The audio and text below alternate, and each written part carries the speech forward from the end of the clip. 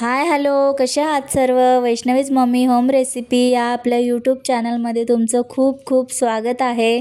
तर आजची रेसिपी आहे मस्त अशी झणझणीत गावरान अशी गवार आपण बनवणार आहे. गावरानच गवार घेतलेली आहे मी. तर चला रेसिपीला सुरुवात करूया.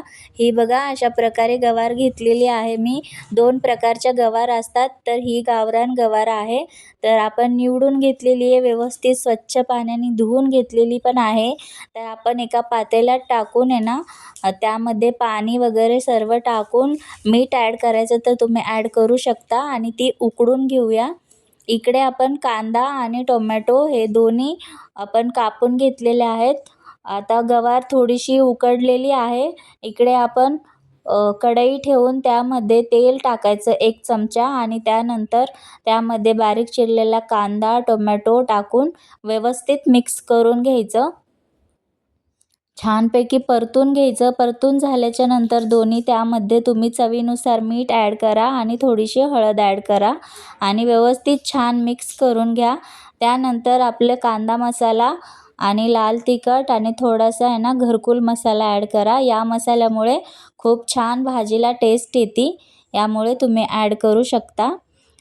आणि तुमच्याकडे जेवढे अवेलेबल मसाले असतील ते पण तुम्ही ॲड करू शकता. गरम मसाला आणि आपलं धने पावडर वगैरे हे तुम्ही ॲड करू शकता. त्यामुळे पण भाजीला खूप छान टेस्ट येते.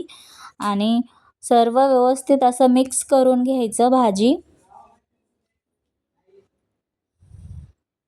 सर्व 2-3 मिनिटं मिक्स करून झाल्याच्या नंतर त्यावर आपण झाकण ठेवूया आणि एक 10 मिनिटं आपण वाफ काढून घेऊया. आता आपली 10 मिनिटे झालेले आहेत. बघूया भाजी. तर आपली भाजी अजून थोडीशी शिजायची आहे. या स्टेपला तुम्ही शेंगदाण्याचं कूट ॲड करा. 2-3 चमचे शेंगदाण्याचं कूट टाकायचं आणि व्यवस्थित मिक्स करून घ्यायचं भाजी. शेंगदाण्याच्या कुटामुळे भाजीला एकदम छान टेस्ट येते आणि जे मसाल्यांचा असा तिखटपणा असतो तो थोडासा कमी होतो. त्यामुळे तुम्ही शेंगदाण्याचं कूट ॲड करा भाजीमध्ये. ज्यामुळे अशा या शेंगाच्या ज्या भाज्या असतात त्यामुळे तुम्ही शेंगदाण्याचं कूट ॲड करा. खूप छान टेस्ट येते. आता सर्व मिक्स करून झाल्याच्या नंतर त्यावर झाकण ठेवूया. परत 10 मिनिटे आपण वाफवून घेऊया. 10 मिनिटे झालेले आहेत. मस्त भाजीला असा वास सुटलेला आहे खमंग असा मसाल्यांचा. व्यवस्थित असं मिक्स करून घ्या. खूप छान लागते ही भाजी. अशी चपातीसोबत किंवा भातासोबत, भाकरीसोबत तुम्ही खाऊ शकता. हे बघा अशा प्रकारे आता शिजली की ती मी बघतीये, कारण ही थोडीशी अशी निब्बर असते त्यामुळे थोडंसं जास्त शिजवावं लागणार आहे. त्यामुळे मी सांगतीये. तर व्यवस्थित आपली भाजी आता शिजलेली आहे. तर तयार आहे आपली गवारची अशी झणझणीत भाजी.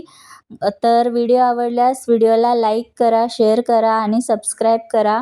भेटूया अशाच साध्या सिंपल रेसिपीसह. तोपर्यंत चॅनलला सबस्क्राईब करा. Bye bye.